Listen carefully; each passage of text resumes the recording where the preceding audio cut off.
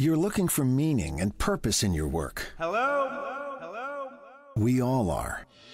Every year, Harvard Business School Executive Education helps executives like you reevaluate goals and develop both personally and professionally to turn their careers into their callings. Don't be different. Be changed. Go. Start by going to hbs.me/go. That's hbs.me/go.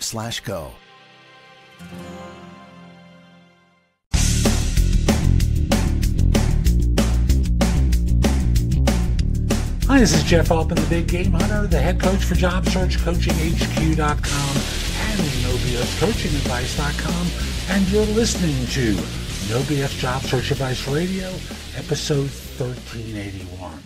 And this one's about final interviews and mistakes people make that cause them to flush their candidacy down the drain.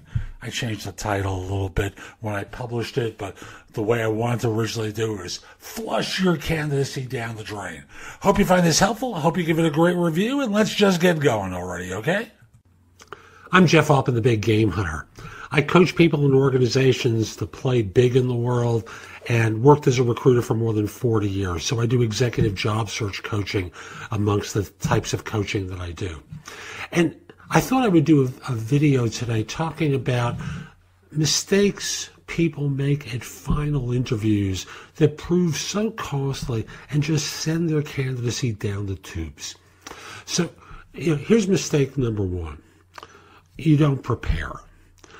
And preparation doesn't have to be a big dramatic thing. You can start off by just looking at the LinkedIn profile of the person that you're meeting with, so you have a degree of comfort and have a sense of what their background is. You do a Google search to see if there have been any recent stories about the firm, which specifically, if you're an executive candidate, you want to know about these changes so you can raise them in conversation, right? Well, if you're a staff level individual, you want to be familiar with some of them because if they cause you any sort of concern, you want to have a conversation with your future boss about them. So that's mistake number one. You don't do anything to prepare.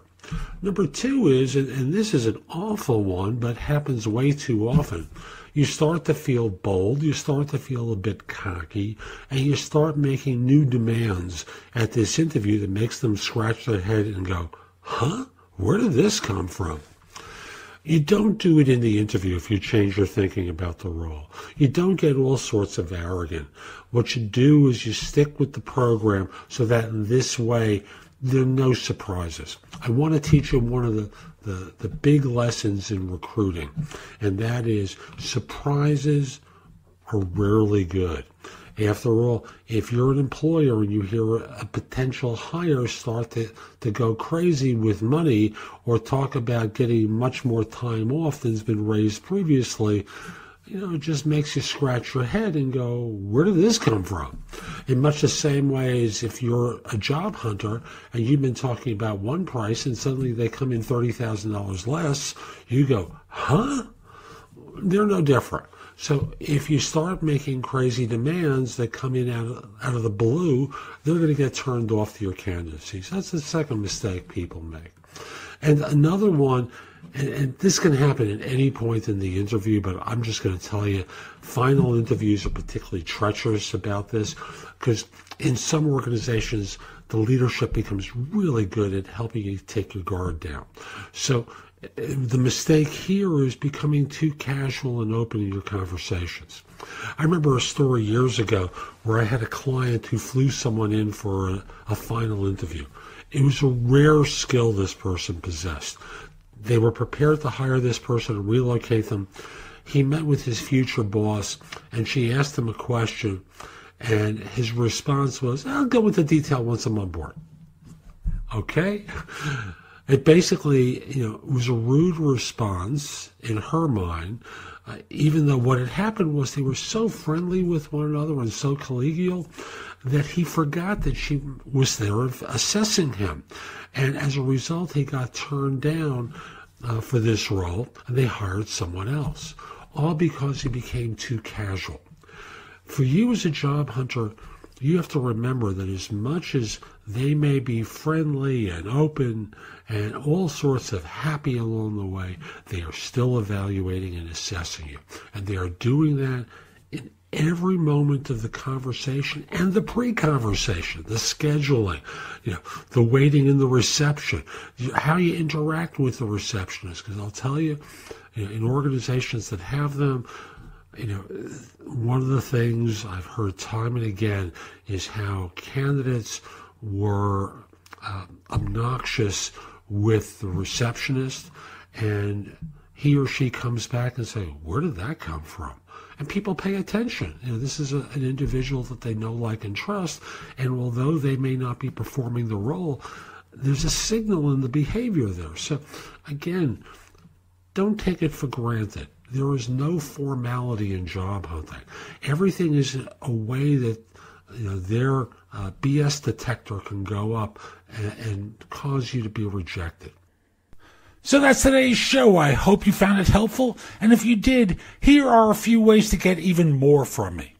First of all, visit my website, www.thebiggamehunter.us.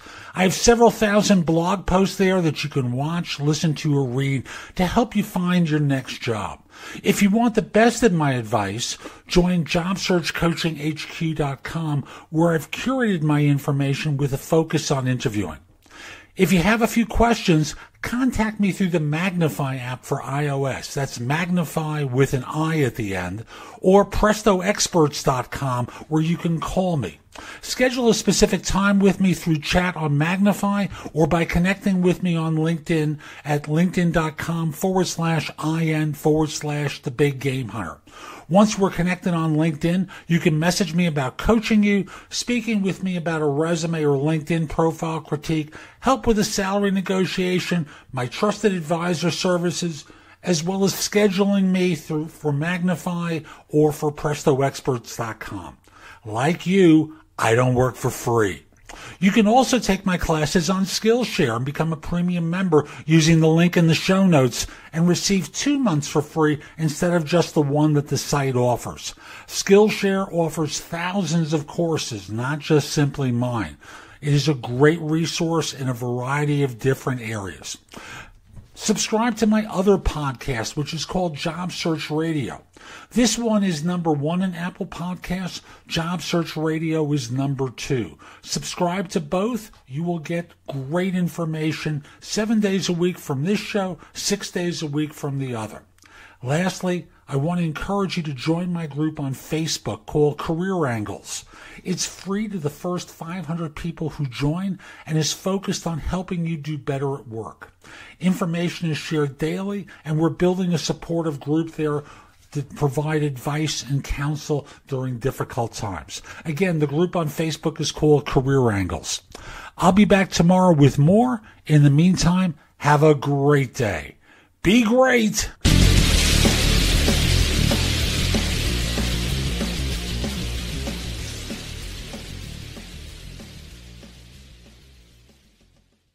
Here today, gone today? The pace of change can be confusing. Then again, it can be inspiring.